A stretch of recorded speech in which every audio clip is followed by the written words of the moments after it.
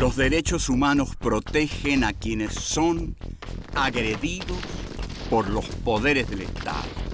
En la Edad Media era absurdo plantearlos. No había derechos para los hombres. La figura del Cristo torturado justificó la tortura de Torquemada. Todo régimen autoritario reprime desde un absoluto. Primo Levi dice, existe Auschwitz, no existe Dios. Dios ignoraba la ESMA, las matanzas en Vietnam. En un mundo en el cual el silencio de Dios es agobiante, los seres humanos tenemos la obligación de tomar la palabra.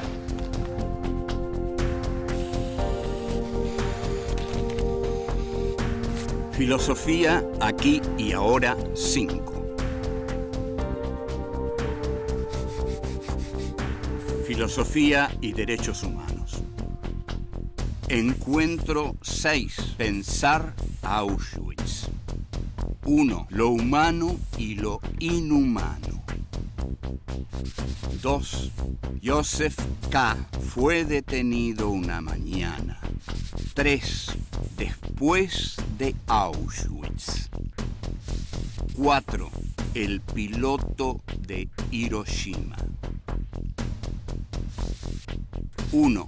Lo humano y lo inhumano. Se puede pensar Auschwitz. Este es el tema candente y realmente muy importante en el pensamiento del siglo XX y del pensamiento de los derechos humanos. Se puede pensar Auschwitz. La pregunta ya implica que si se puede pensar Auschwitz, pregunta alguien, la pregunta implica que sobre las dificultades de pensar Auschwitz. ¿Es posible pensar Auschwitz? ¿Por qué? ¿No fue Auschwitz más allá de la razón? ¿No es impensable Auschwitz? ¿No es impensable como lo que ocurrió en Auschwitz es inhumano y en consecuencia es impensable? ¿No está Auschwitz más allá de todo lo humano, implicando una ruptura en el desarrollo de la humanidad, tal como lo postulan los filósofos de la Escuela de Frankfurt, Adorno y Horkheimer fundamentalmente? Auschwitz vendría para esta clase de filósofos, que son los filósofos de la Escuela de Frankfurt, vendría a formar parte de un primer desarrollo de la humanidad que se quiebra en Auschwitz. Entonces, las categorías con que hasta Auschwitz hemos juzgado lo que el hombre ha hecho sobre la tierra son insuficientes. Auschwitz no es un hecho inhumano. Atención, Auschwitz no es un hecho inhumano. Es un hecho humano porque fue hecho por hombres. Al ser hecho por hombres, Auschwitz no es un hecho irracional. No. Esas son categorías que el periodismo en general ha tratado y ciertas novelas livianas que tratan de exculpar a los hombres de los horrores que cometen. Entonces, una de las grandes exculpaciones sería, bueno, Alemania fue dominada por un loco. Aquí tienen ustedes la que funcionó durante más tiempo, la que justificó la Guerra Fría, la que le justificó a los norteamericanos tomar a nacionalsocialistas en sus empresas. Bueno, ninguno de ustedes tiene la culpa, señores. Cayeron en manos de un loco, ¿qué le van a hacer? Un loco y su pandilla se adueñó de Alemania, y esta fue una tragedia que este pobre pueblo tan culto, el pueblo de Goethe, el pueblo de Schiller, el pueblo de Beethoven, de Brahms, entonces fueron aniquilando, fueron incorporando a las empresas norteamericanas y a las empresas que... Ese fue el milagro alemán. ¿Cuál es la base del milagro alemán? ¿Cuál es la base del milagro alemán? La base del milagro alemán es: los alemanes son inocentes, porque si no, no hay milagro alemán. Los alemanes son inocentes. De Alemania se apoderó una pandilla de locos que hizo todos los estragos que todos conocemos y, sobre todo, que mató a 6 millones de judíos y que puso todos los campos de concentración. Pero los alemanes, con los alemanes podemos hacer grandes negocios y, sobre todo, Alemania tiene que estar de nuestro lado para frenar el comunismo. Para frenar el comunismo. No olvidemos que las bombas de Hiroshima y Nagasaki fueron arrojadas más como advertencia contra la Unión Soviética que para ganar una guerra que ya estaba ganada. Ahora bien, todos aquellos que dicen que Auschwitz fue un fenómeno irracional, que el nazismo fue la obra de la pandilla de un loco, se equivocan. Auschwitz fue un fenómeno cuidadosamente racional. El nacionalsocialismo fue una doctrina rigurosamente intelectual, pensada, basada en las tradiciones de Alemania. En Alemania ya había un sedimento antisemita profundo y además Alemania necesitaba a Hitler para expandirse territorialmente, porque la tragedia del siglo XX es que la unidad alemana se da tarde en el siglo XIX. La unidad de Alemania, cuando se da, el reparto imperialista del mundo ya está hecho. Alemania llega tarde a esa cita y tiene que rediscutir todo de nuevo. Entonces, 2 guerras mundiales en el siglo XX. Seguimos.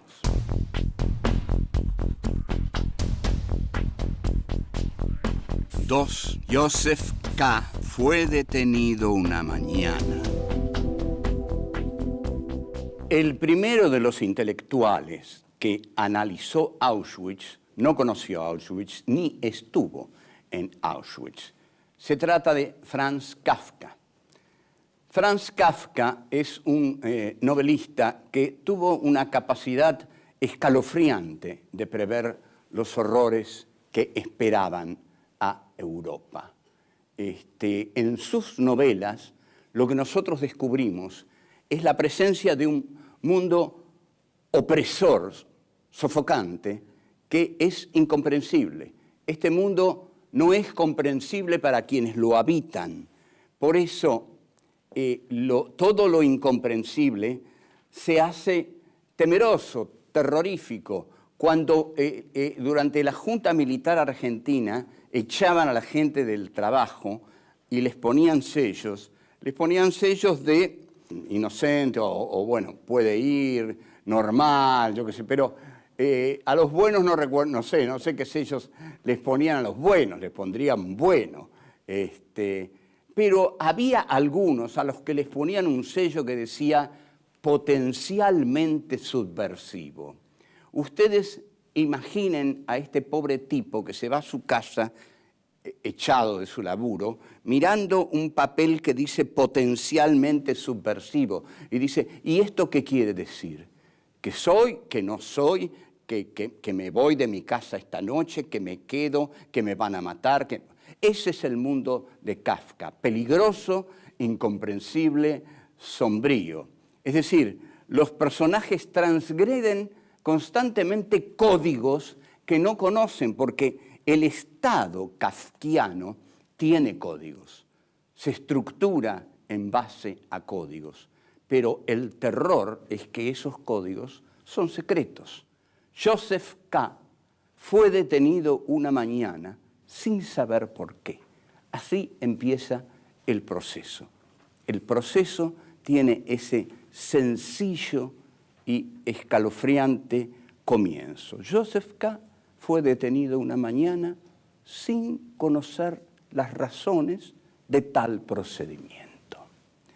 Ahora, lo que en Kafka cada vez se desarrolla más es que hay la racionalidad del terror está aplicada por una dominación burocrática. Hay una burocracia que aplica el terror.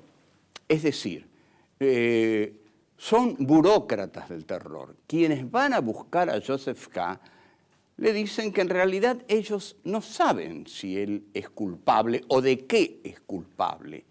Lo que saben es que tienen que buscarlos. Nosotros nos lo tenemos que llevar, señor Joseph K. Lo que usted sea para nosotros no tiene importancia. Ahora, Joseph K. era llevado por inextricables motivos, inextricables, nadie los podía conocer. Pero los judíos sí eran llevados en masa a los campos de concentración por un motivo, porque eran judíos. Hitler hizo de la ontología judía un mal. El judío es judío, y porque es judío es culpable. Es notable esto, y es notable lo que debe sentir aquel que es algo y por ser simplemente lo que es culpable. ¿Quién decidió su culpabilidad? Bueno, el régimen nacional socialista. Entonces, volvemos a Kafka. ¿Cómo es la cosa? Ustedes imaginen así. Muchos judíos vivían en Alemania. Alemania era un país de judíos alemanes. Entonces, una mañana, todos estos judíos alemanes despertaron y descubrieron que eran culpables, que eran judíos y que por eso eran culpables. Ahora vamos al comienzo de la metamorfosis de Kafka. Gregor Samsa, el protagonista de la metamorfosis, se despierta una mañana transformado en un horrible insecto. No hay aquí una horrible similitud, no hay aquí una similitud estremecedora, porque los judíos creían que no iba a pasar nada, que iban a seguir viviendo en su Alemania, porque pocos judíos se sentían tan alemanes, como ni siquiera los alemanes se sentían tan judíos como... El judío era alemán y mi patria es Alemania, pero una mañana, un cierto día, hace todo así y de pronto son insectos, son cucarachas y las tropas de asalto pasan a buscarlos. Y ahí comienza el horror que Kafka prefigura en la metamorfosis. Seguimos.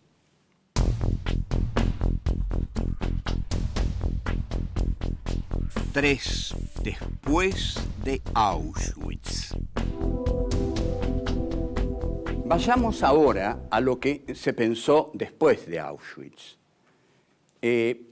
Una de las frases más desalentadoras, una de las frases que hieren más, es la que pronunció Hans Jonas, discípulo de Heidegger, quien luego de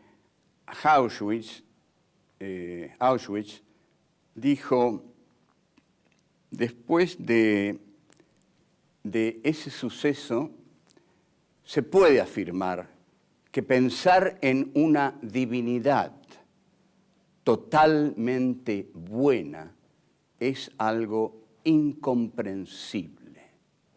Está claro, lo oyeron bien, lo dijo Hans Jonas, discípulo de Heidegger en Alemania, con Auschwitz ahí a la mano.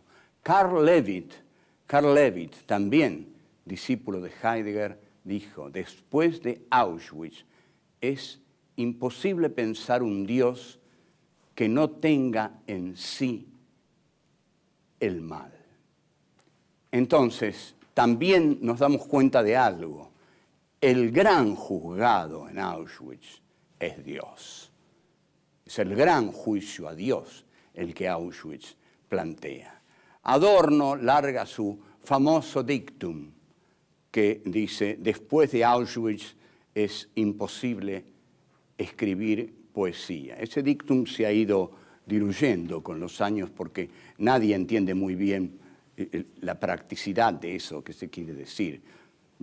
Realmente es un dictum, no pierdan mucho en pensarlo porque supongo que quiere decir que hasta la belleza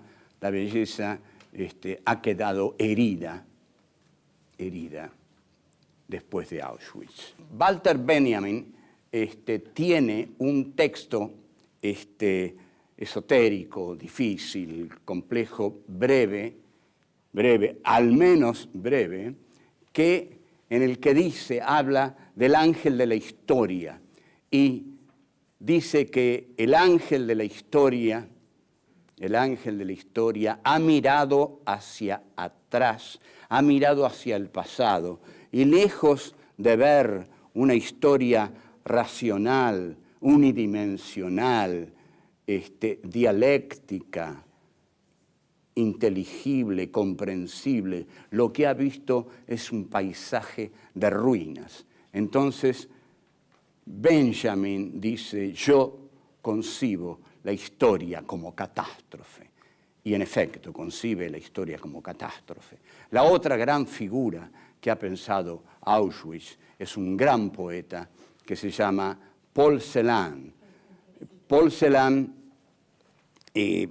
estuvo, sí, en Auschwitz. Paul Celan sufrió las atrocidades de los campos de concentración y quiso visitar a Heidegger y lo visitó y antes escribió un poema que él lo escribió en alemán porque dice que quiso escribirlo desde el lenguaje de la muerte. El poema se llama Fuga de muerte y dice así: leche negra del alba la bebemos de tarde, la bebemos al mediodía y en las mañanas, la bebemos en la noche, bebemos y bebemos. Cavamos una tumba en los aires donde no es estrecho. Un hombre vive en la casa y juega con las serpientes que escribe a Alemania cuando oscurece tus dorados cabellos, Margarita. Lo escribe y sale frente a la casa y refulgen las estrellas y con un silbido llama a sus perros de presa y silba a sus judíos, les hace cavar una tumba en la tierra, nos manda, toquen para el baile. El poema no es un dechado de transparencia, pero en alemán y escrito en Alemania y dirigido a los alemanes, fue terriblemente doloroso para la culpa alemana. Además, ustedes imaginen la culpa alemana que es permanente, porque Alemania solo puede salir de esto a raíz de una gran negación, porque no hay en Alemania, digamos, nada que diga, hubo otra Alemania, luchamos contra el nazismo. Habría que buscar también entre nosotros y contra la dictadura de Videla, que es lo que hubo. El tema de la culpa lo vamos a tratar en algún momento. Primo Levi es el otro gran pensador de Auschwitz, los hundidos y los salvados, si esto es su nombre. Primo Levi es una de las más conmovedoras figuras que han pensado Auschwitz. Y ahora, pero voy a decir algo de él en el próximo bloque. Volvemos.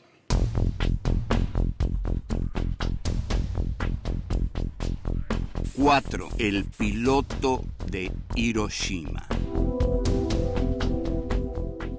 Primo Levi es, como dije, uno de los más importantes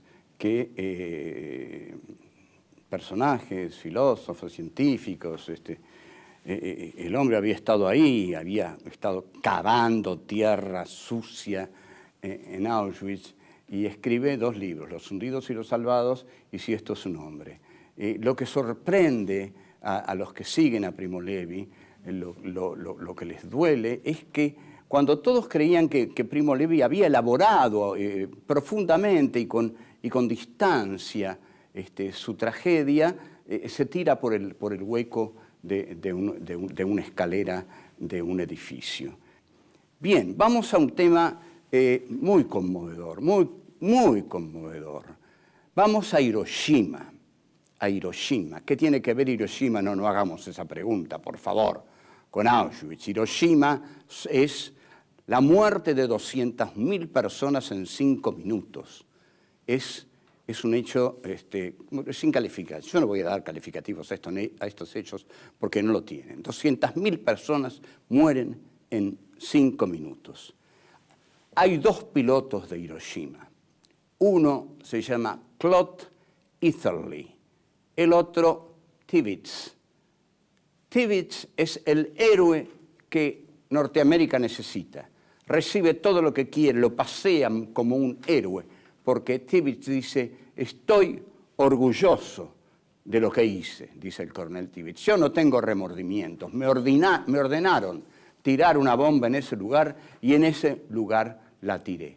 Yo soy inocente, se combate para vencer y para vencer por todos los medios que se puedan. En cambio, Claude Eatherly vuelve destrozado. Entonces lo tiran en un loquero porque ni siquiera se lo puede mostrar.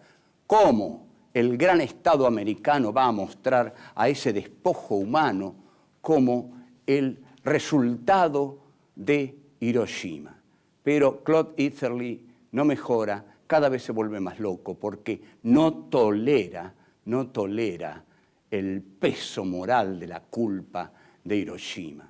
A partir de ahí va de un loquero en otro, intenta suicidarse, su vida es un desastre. Pero un día recibe una carta del filósofo alemán Günther Anders, que tiene la enorme inteligencia de dirigirle una carta. Entonces, Anders reflexiona que en lo que dice, habla de la técnica, Anders, porque ha sido un discípulo de Heidegger, y dice que la técnica ha cambiado con la situación moral. La técnica, evidentemente, ha llevado a la bomba atómica que puede matar 200.000 personas en 5 minutos. Entonces, la técnica nos vuelve más culpables, dice Anders. La técnica es capaz de las más grandes atrocidades y de esas más grandes atrocidades somos culpables.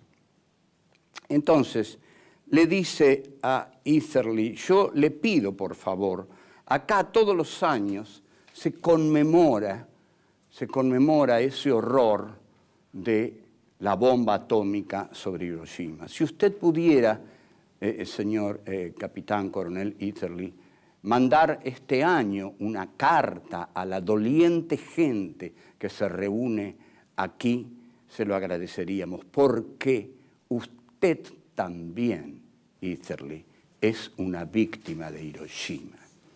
Y es tan profundo y duro y conmovedor este concepto de Anders, que es excepcional.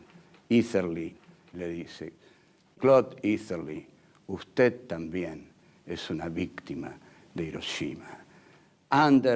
Günther Anders ha luchado toda su vida por los derechos humanos. Bien vale una vida para luchar por los derechos humanos. Y es un hombre que conoce profundamente el tema, sabe lo que le está diciendo a Claude Eatherly. Usted también es una víctima de Hiroshima. O sea, Auschwitz e Hiroshima, desde el punto de vista de los derechos humanos, son la misma atrocidad. Y es aquí donde nosotros debemos plantarnos, porque nosotros dialogamos, pensamos, actuamos desde el punto de los derechos humanos. Y recordemos que los derechos humanos, ante todo, lo que dicen es que toda vida humana es sagrada. Entonces, tanto los 200.000 de Hiroshima como los 6 millones de Auschwitz, como los 30.000 de Argentina, son para nosotros sagrados, y es por ellos que vamos a seguir pensando y luchando a nuestro modo, tratando de llevar claridad ante la muerte. Hasta la próxima. Chao.